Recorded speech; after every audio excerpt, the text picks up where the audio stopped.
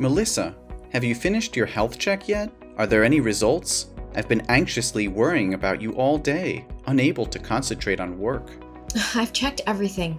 I have the results, but I don't really want to discuss it right now.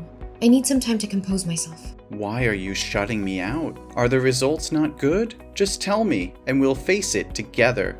Well, I have breast cancer, and they said it's an advanced stage, spreading rapidly.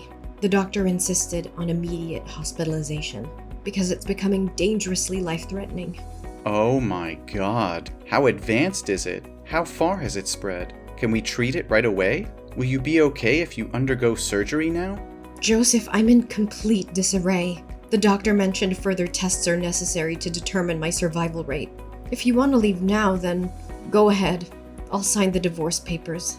If you keep hesitating, I fear I won't find the strength to leave you later. What are you saying? Why would I abandon you? Don't tell me it's too late to save you. No, there's still a chance for me, but the treatment could be prolonged and incredibly exhausting, possibly lasting several years with substantial financial costs. I'm just afraid you won't be able to handle the immense pressure and the troubles that may come along. No, sweetheart, don't think so poorly of me. Haven't the past 2 years of love and 1 year of marriage shown you my commitment? I accept it all, and I'll stand by your side no matter what happens. So let's face this together, openly. Joseph, thank you. Well, here it is. It appears the cancer is even more advanced than I thought. Preserving breast tissue might be challenging. The doctor mentioned a mastectomy, chemotherapy, and radiotherapy as necessary for my survival, which means I won't be the same as before. Honey, I'm not an expert, so I'll scour the internet for more information. Maybe the way I phrase it isn't accurate, but does that mean they'll remove your breast tissue? Yes, exactly as you said. Well, if I'm fortunate, they won't have to remove all of it, just a portion. I can't even begin to imagine it. What's going to happen? Will your breasts just change? It's hard to say for sure, but it's likely that their shape will be affected. They might become asymmetrical or even lose their natural appearance. I'm sorry if it turns out that way. No, I should be the one apologizing. It's my negligence that has led to this critical situation. I should have taken you to the doctor when you first mentioned breast discomfort 2 months ago, but I've been too consumed by work to be there for you. It's all my fault, Melissa. I'm deeply sorry for failing you. No, please don't blame yourself. This isn't your fault. Are you concerned about how this change will affect your attraction to me? I understand if you find it difficult to accept. Don't say that. I didn't marry you for your physical appearance, Melissa. I don't care how your breasts look. My love for you is far deeper than that. But there's something else, Joseph. The doctor advised against getting pregnant during the treatment because it could harm the baby due to the medications involved. This means our dreams of having a child might have to be postponed indefinitely. Can you handle that? If you feel it's too much to bear, I'm willing to leave so you can find a partner who can give you everything. If I wanted someone perfect, I wouldn't have chosen you. You're the most important person in my life, and I don't care if we can have biological children or not. All that matters to me is that we face this together as a team. If we can't have our own children, we can explore other options like adoption. Our love can still create a beautiful family. Joseph, your unwavering love gives me strength. Thank you for being by my side. Now I can face the upcoming surgery with newfound courage. And knowing you're not alone makes me feel stronger too. I thank God every day for bringing you into my life. I'm grateful to have you as my husband, Joseph. I love you more than words can express, my dear. Now, take some rest and get ready for our date tonight. I'll take you to our favorite restaurant, where we can cherish each moment together. Yes, Joseph. I look forward to it.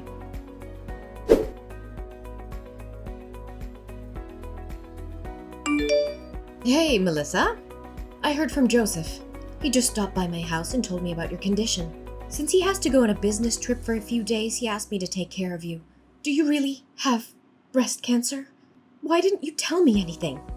Oh, hi, Mom. Lately, I've been feeling tired and busy with all the medical appointments and preparations for my surgery, so I haven't had a chance to inform anyone. Besides, it's not something I want to share as good news. You don't sound like yourself. I can sense your nervousness, sadness, and sensitivity. Does this mean your condition is severe?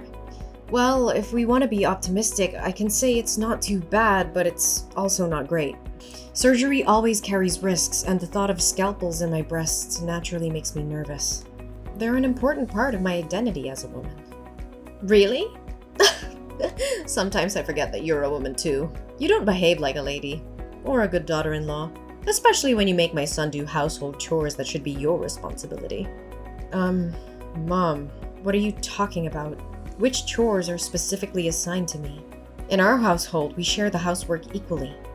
Oh, really? But every time I visit your house, I always see my son doing all the household chores. Whenever I come over, it's Joseph who's cooking while you're sitting and relaxing. Or he's folding clothes while you're fast asleep on the bed. You don't fulfill your duties as a wife or a woman in this family. I think if you have surgery to remove your breast, you might as well become a real man. Mom, did you forget that you said you didn't want to eat my cooking anymore? That day I came home from work and rushed to the kitchen to cook dinner. But after you tasted one spoonful, you said the soup was too bland and looked like vomit. To please you, I added salt. But then you said it was as salty as seawater and I ruined the soup. Since then I have stopped cooking for you. As I said before, both Joseph and I work and we agreed to divide the household chores. Usually I handle laundry, and Joseph takes care of ironing and folding. Sometimes appearances can be deceiving. Those tasks are typically meant for women, but I can't force my husband to do them. My son is exhausted from work, and you still make him do more? Mom, it's because you constantly scrutinize and criticize everything that he and I had to move out and live separately. I'm exhausted and I don't want to continue arguing with you. If you don't have anything else to say, I'll talk to you later. Oh, don't be mad at me. It was just a joke. You shouldn't take it so seriously, but I am genuinely worried about you. Are you referring to the surgery? The doctor has assessed my condition, and the success rate is quite high, so there won't be any major risks to my health. I'll be fine. However, after the surgery, I'll still need to take antibiotics and have regular injections, just to minimize the risk of cancer reoccurring. No, it's not about the surgery. I'm worried about your marriage with my son. You don't have to worry about us, Natalie. Our relationship is still strong, and Joseph loves me unconditionally. There's no reason for your concern. That's what I've always feared. My foolish child. Always thinking of others before himself. Shouldn't he be looking for someone else? Someone without all these complications? Mom, I don't appreciate any of these jokes at all. Joseph has made it clear that my appearance or any physical changes won't affect his love for me. Oh, come on. You know Joseph is just being kind. What about when reality hits? After the surgery, with your changed appearance, it won't be as appealing, even though I never found you attractive to begin with. And Joseph, attending corporate parties, needing a beautiful companion, will he still be satisfied with you then? I can dress in a way that hides any changes, and I can wear supportive undergarments. It's not something that will be obvious to others. Only you and Joseph know about it. Aren't you afraid he'll get tired of you and eventually seek someone else? You'll end up even more miserable and desperate when that happens. Maybe you should consider divorcing Joseph preemptively. I offered to divorce Joseph when I first found out about my diagnosis, but he assured me he would stand by me no matter what. It's not my decision to make alone. Besides, beauty is subjective, and Joseph sees beyond physical appearances. You're always so argumentative, Melissa. That's why I say you lack femininity. And what about children? After the surgery, you won't be able to have children anymore. Joseph has always wanted a child. Do you have the heart to make him so sad? The inability to conceive is temporary during the treatment. We have discussed it and Joseph is willing to wait. We have even considered adoption as an option to fulfill our desire for a family. No! I absolutely disagree with that. Adoption? I never approved of such a thing. The primary duty of a woman is to give birth, and if you can't fulfill that, you don't deserve to be my daughter-in-law. And how many more years will you make me wait for a grandchild? I'm over 60. I don't want to wait any longer. This is not something you can dictate, Natalie. Your reasons for happiness are ridiculous. What is it you really want to say? You are an insufferable daughter-in-law. Don't you understand that you should respect your mother-in-law? Fine. Let's be direct then. I want you to divorce Joseph. I can't accept having a messy, sick, and weird daughter-in-law like you. I believe you're incapable of giving birth to a child for Joseph. And even if you did, I question the child's health. What if they also face the same challenges? Or if they are teased for not having a normal mother? It's selfish of you to only think of yourself. You do realize that breast cancer isn't contagious, right?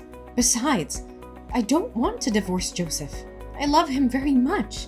And it seems like Joseph disagrees with your idea as well, doesn't he?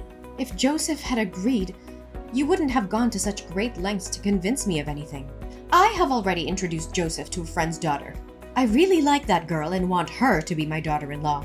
But I don't understand what it is about you that Joseph loves so much. So if you want a divorce, go ahead. I won't give you a hard time. No, absolutely not. I think that settles it, doesn't it? Now, I have to go for my hospital visit, so I won't be able to argue with you any longer. Besides, maybe I don't need your care as Joseph asked. I believe I'll be better off without your help. Goodbye. You're so stubborn. We'll see about that. But mark my words, Melissa. One day, Joseph will come to his senses and realize that he deserves better than you.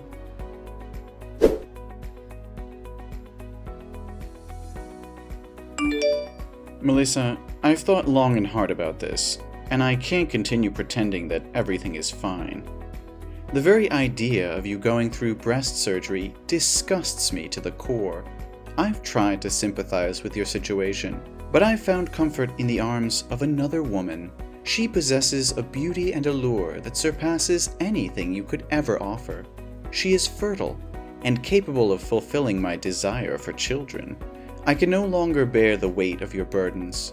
Divorce is the only path for us now, and I insist that you disappear from my life, taking your illness with you. I am devoid of any care or compassion, and I won't spend a single penny on your behalf. Don't text me back. I don't want to talk with you anymore. Leave my house before I return, for you have never been deserving of my love.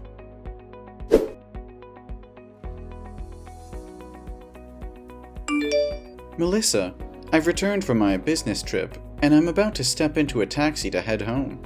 Shall we go out to eat together tonight before your hospital visit tomorrow? I miss you so much. How dare you speak to me as if nothing happened? You think a simple date can erase the hurtful and cruel words you uttered? Do you have any idea how utterly devastated and crushed I felt after reading those messages? Don't worry. I've already packed my things and won't take any of your possessions with me. I'm so sorry, Melissa. You must have been very angry with me because I didn't text you these days, right? But you said I said hurtful or heartless words? I'm a bit confused. What? Don't pretend to know anything. Scroll up and reread those horrible texts you sent me this morning. Do you know how desperate and sad I was after I read those lines? Wait a moment. I genuinely don't understand what you're accusing me of. I haven't sent you any texts in the past few days. I didn't even have my phone with me. Don't play innocent with me. The messages I received came from your number. Are you suggesting someone else used your phone to send those heartless messages? I'm telling you the truth, Melissa. I haven't touched my phone until just now. I had to visit my mother's house briefly before heading to the airport, and I accidentally left my phone there. That's why I couldn't contact you. I only just retrieved it a short while ago. So you expect me to believe that you didn't send those vile messages? Yes, Melissa. I swear on everything that I hold dear. You are my world, and I would never stoop so low as to hurt you in any way, even intentionally. How can I be certain that you're telling the truth? Can I truly trust you after this betrayal? I understand your skepticism, but I assure you I'm being honest. In fact, I had a crucial meeting with a client this morning. If you need proof, you can verify it with my colleague. I even rushed through my work to be home with you earlier. I haven't had a moment's rest since. All right, Joseph. I believe you. I'm sorry for jumping to conclusions earlier. No, I understand why you thought that way. It's understandable since it came from my phone number. But who would do such a thing to make you misunderstand me? Is it possible that someone hacked into my phone just to play this cruel joke on you, knowing about your battle with breast cancer? Hold on a moment. I think I may have an idea who could be behind this. When I initially read the messages, I was overwhelmed with sadness and disappointment, and I didn't take the time to analyze the situation carefully. However, upon rereading them, I noticed some suspicious clues. What? Do you have a suspect in mind? Please tell me. It's all speculative at this point, and nothing is certain. But maybe the truth won't be easy for you. I don't get it. What do you mean? We'll discuss this in more detail once you're home.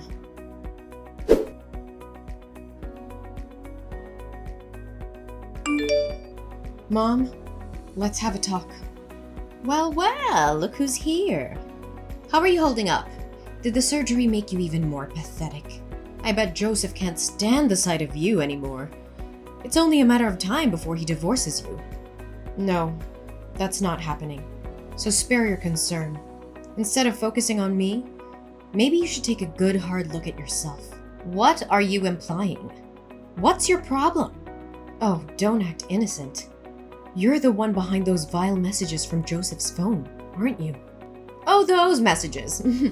The ones telling you the harsh truth that you'll be nothing but a burden to Joseph after the surgery? Well, whoever sent them, I can't say they're entirely wrong. You've become a liability. And you're deluding yourself if you think otherwise. Joseph has been sacrificing his time and energy, taking care of you day and night at the hospital. Have you ever stopped to think about that? But why should I take the blame for those messages? I understand what you're trying to say, and I'm grateful for everything Joseph has done for me. It's rare to find someone who actually upholds their wedding vows. But let's get back to the point. Did you know that there are advanced software and applications that protect phone data from unauthorized access? What does that have to do with anything? Why are we talking about this now? It has everything to do with this. Joseph left his phone at your house, didn't he? Because of the confidential company information on his phone and the previous security breach, he installed a special security application linked to my phone. So what? I still fail to see your point. Well, this application utilizes facial recognition every time the phone is unlocked. And guess what? The person who sent those messages entered the wrong password repeatedly until they finally entered my wedding date correctly. As a result, the application captured a photo of that person. And you know what's even more interesting? It looks a lot like you, Mom. That means nothing. It's not proof that I sent those messages. I was simply looking for something on Joseph's phone. What's your problem with that? You're right. It's not proof if you were innocent. But here's the kicker. The timing of those messages coincides with the time you were trying to access my husband's phone, Natalie. And there's another thing you probably didn't notice because it's become a habit of yours. Using the sign to end a sentence, while Joseph never does. You call that evidence? It's utterly ridiculous. Yes, it may not be definitive proof of your guilt, but it's substantial enough for me to take legal action against you for impersonation and the defamation of my career. I've already reported the incident to the police. If you're innocent, there's no need to be afraid. If the real culprit is you, I will offer you a sincere apology. What? Why would you involve the police in such a trivial matter? You're blowing this way out of proportion. It may seem trivial to you, but it's a serious violation of my privacy and emotional well-being. I won't allow someone to harass me and spread malicious lies without consequences. This isn't just about the messages. It's about the betrayal and the intent behind them. I won't tolerate such behavior from anyone. Not even family. I can't believe you would go to such lengths over a misunderstanding. You're being unreasonable and exaggerating the situation. We're a family, Melissa. We should be able to resolve our issues without involving the police. Are you suggesting we handle this matter within the family? Do you admit that the culprit is someone within our own home? Is it Jason? Should I confront my father-in-law about this when he visits me at the hospital? What? Is Jason there? No, you can't tell him. I'm sorry, but it's too late for that. I've already exposed your actions. I told them everything. And you know what? Jason is disgusted by your cruelty and heartlessness. He wants a divorce, Natalie. He no longer wants anything to do with you. And Joseph decided to cut ties with you too. We're no longer a family. Melissa, please, I beg you to help me. I can't bear the thought of losing Joseph and Jason. They're my world, my everything. I'll do whatever it takes to make things right. I'll grovel. I'll beg. I'll do whatever they want. Just please convince them to forgive me. I can't live without them. Natalie, your actions have caused immense pain and shattered the trust that Joseph and Jason had in you. Rebuilding that trust will not be easy, if it is even possible. You must understand the gravity of what you've done. It'll take more than empty promises and desperate pleas to mend the bonds that have been broken. I will do whatever it takes, Melissa. I'll prove to them that I've changed, that I'm no longer the person who inflicted such pain upon you. Please, I'm begging you, give me this opportunity to make things right. I can't bear the thought of losing my family forever." It's ironic, isn't it? You don't want to lose your own family, yet you are willing to destroy mine. Begging me in vain won't change the fact that you have to face the consequences of your actions. So instead of staying there, begging for forgiveness, I suggest you prepare yourself for the legal proceedings ahead. You'll have to answer for both insulting me and seeking a divorce from Jason.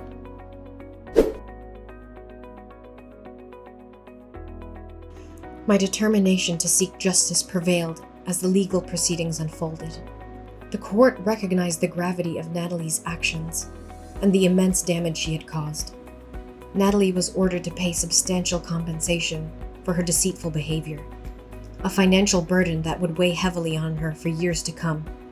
Furthermore, the truth about Natalie's manipulation and cruelty came to light, leading to a devastating consequence for her marriage. Jason, deeply hurt by her actions and unable to reconcile with the betrayal, made the difficult decision to end their relationship. Natalie found herself facing not only financial ruin, but also the loss of her family. Joseph, too, could no longer bear the weight of Natalie's deception and the pain she had inflicted upon me. He chose to sever all ties with Natalie, recognizing that her actions were irredeemable and incompatible with a healthy, loving relationship. On the other hand, my resilience and unwavering spirit allowed me to overcome the challenges I faced. As a cancer survivor, I found solace in the love and support of Joseph, who stood by my side throughout the tumultuous ordeal. Together, we created a new chapter in our lives, filled with happiness, growth, and a profound appreciation for the bond we share. My strength and triumph over adversity inspired others facing similar struggles, and I became an advocate for cancer survivors, offering comfort and guidance to those in need. My journey of healing and personal growth served as a beacon of hope for those who face their own battles.